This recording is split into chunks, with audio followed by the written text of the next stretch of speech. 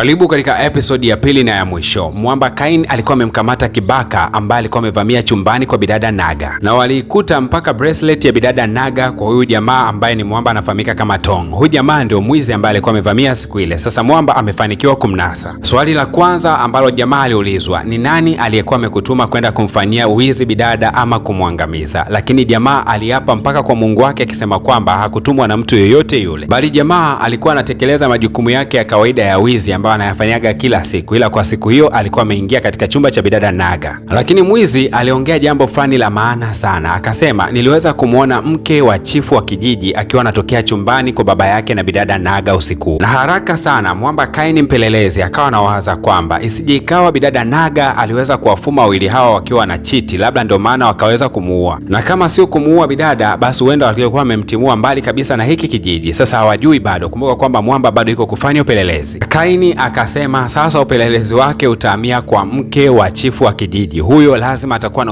husika kidogo. Mwamba Kain kama kawaida nyakati hizo hizo akafunga safari na moja kwa moja akaelekea kwa chifu wa kijiji, na akamfuata mwanamama akimwambia kwamba wewe ndiye aliyeweza kumuua bidada Naga, sema kweli? Lakini mama akasema hapana, mimi siwezi nikamuua kabisa huyo binti. Lakini ukumbuke kwamba Mwamba Kain mpaka dakika hii bado hajafungua siri ya kwamba huyu mwanamama ana deti na yule baba yake na bidada Naga. Basi hawakutaka mambo yawe mengi, wakaondoka pale kwa chifu wa kijiji na wakaendelea kuuliza huku mitaani juu ya taarifa za bidada Naga. Lakini kuna jamaa mmoja huko katika mitaa akasema kwamba niliweza kumwona Naga akiwa amekutana na Tuyet katika mitaa fulani hivi ya msitu. Na kama kawaida ya Kain hanaga tena kuchelewesha muda, akamfuata tena Tuyet akasema naomba uniambie ukweli, ile siku ulikutana na bidada au kukutana naye? Bidada Tuyet baada ya kuhisi kwamba amegundulikana, basi akakiri kwamba ni kweli kabisa, na hiyo ilimsababisha akasirike baada ya kugundua kwamba bidada Naga ni mjamzito, tena ujauzito wa boyfriend wake. Ukweli ni kwamba bidada Tuyet alimshambulia sana Naga, na kwa bahati mbaya Naga aliangukia katika mwamba ambao ulipelekea kifo chake. Lakini bidada Tuyet akasema wala mimi sikuweza kutoa ule mwili katika lile eneo, niliogopa sana nikakimbia kurudi nyumbani. Mwamba mpelelezi kwa kuwa yeye sio polisi, basi haraka sana akaita polisi wa kijiji wakamkamata bidada Tuyet kwa kosa la mauaji. Na hii ndio kazi ya Mwamba Kain, anakaa wiki chache tu, baada ya hapo anapiga tukio. Na Mwamba akishaanzisha upelelezi huwa haishii njiani mpaka afike fainali. Mwanamama Moon ilikuwa ngumu sana kupokea ukweli huu kwamba binti yake amepoteza maisha, basi alikuwa analalamika sana. Lakini Mwamba Kain akasema kama Tuyet alikuwa ameuacha mwili wa yule bidada Naga, uko wapi? Mwamba Kain akasema kwamba nilipanga niondoke baada ya kukusaidia kupata ukweli juu ya kifo cha huyo binti yako, lakini sasa nitaendelea kubakia ili kuweza kujua ule mwili uko wapi. Mwamba Kain nyakati za usiku akiwa anaendelea kujipatia taratibu supu, aliweza kushtuka kana kwamba ni kama kuna kitu nje kinachakata hivi. Ghafla akaona maji yanaingia ndani ya chumba chake. Mshikaji taratibu akafungua milango, akatazama mara mbili asione mtu.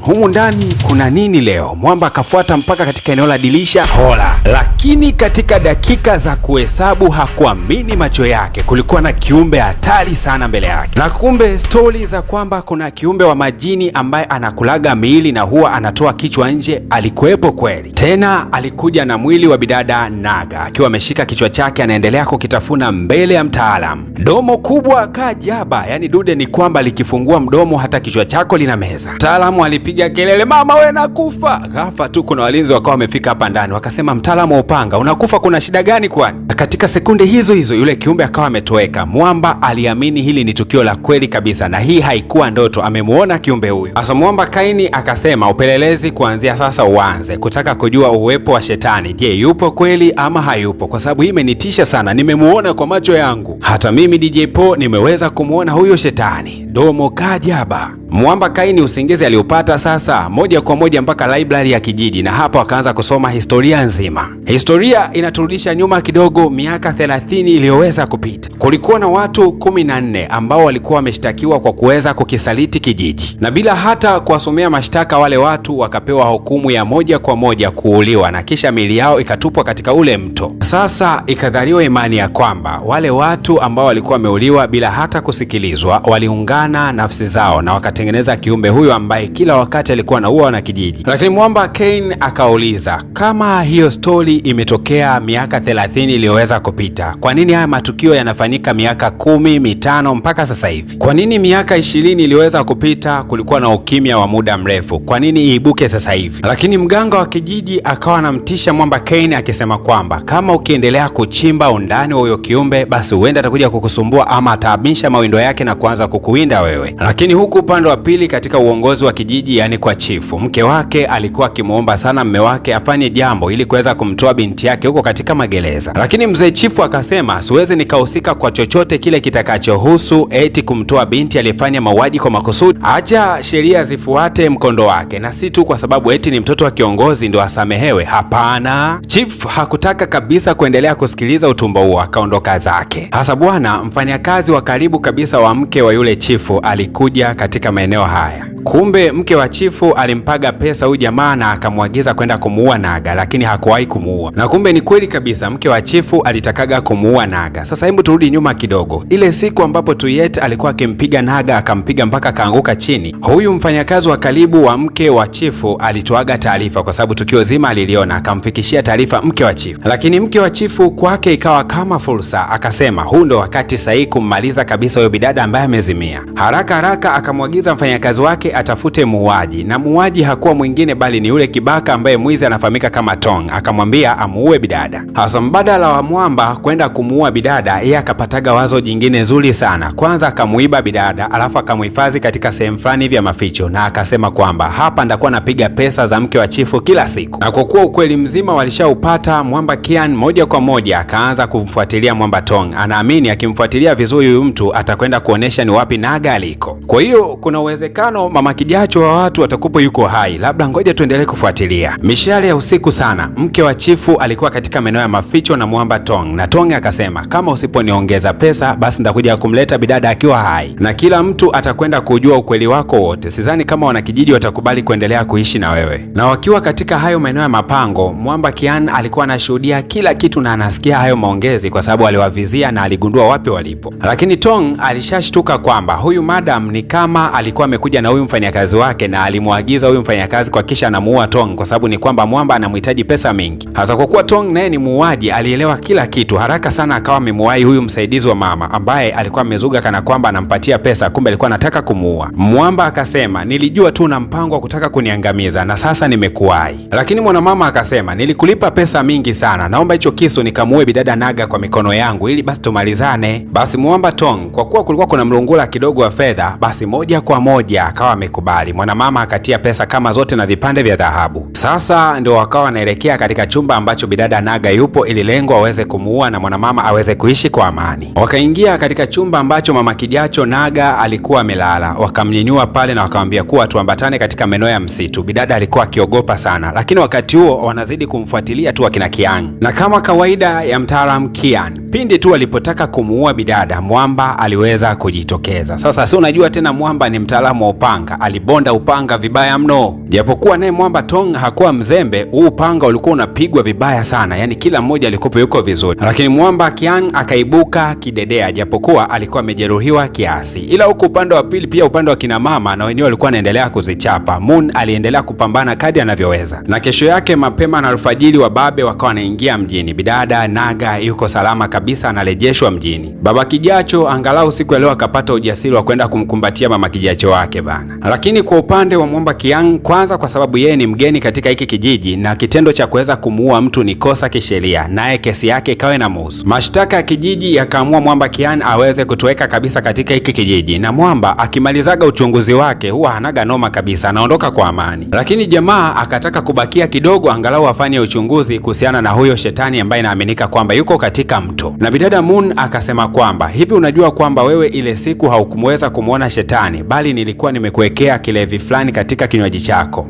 Kwa hiyo wewe ulikuwa unaona maluelue baada ya kuchanganyikiwa ndani ya akili yako. Kwa hiyo yale ambayo ulikuwa unayafikiria ndio kama vile unayaona katika macho. Ukweli ni kwamba hakuna kitu kama hiki. Na Mwamba Kian ndio akagundua kwamba kumbe kinywaji chake kilikuwa kimechanganywa na ule mmea ambao ilikuwa inaaminika kwamba ni sumu, na alipokwenda kumhoji mganga ni kweli alikiri wazi kwamba ule mmea ni sumu, lakini kumbe mtu ambaye alikuwa anawafanyia wanakijiji michezo alikuwa anawapatia vinywaji na kusema kwamba vile vinywaji vinawatenga wao na huyo shetani, na kumbe ulikuwa ni mchezo wa mganga kuwafanya wanakijiji wawe na hofu, na vile vinywaji alivyokuwa anawapatia kama kinga ndio vilikuwa vinawasababisha wanakijiji waanze kuona maluelue kila siku. Na hapa Mwamba tayari ndo akagundua kwamba inaonekana mganga hana lengo zuri na hiki kijiji, na moja kwa moja akamfuata mganga kabla hata hajaondoka. Akasema, ni kwa nini unayafanya hayo yote ambayo unayafanya? Hasa ukweli ni kwamba kipindi kile wakati watu 14 walipoweza kuuliwa, kuna mtoto mmoja alikuwa ni wa 15, lakini yule mtoto alisameheka. Alikuwa amejificha sehemu na alishuhudia mauaji ya wazazi wake na ndugu zake,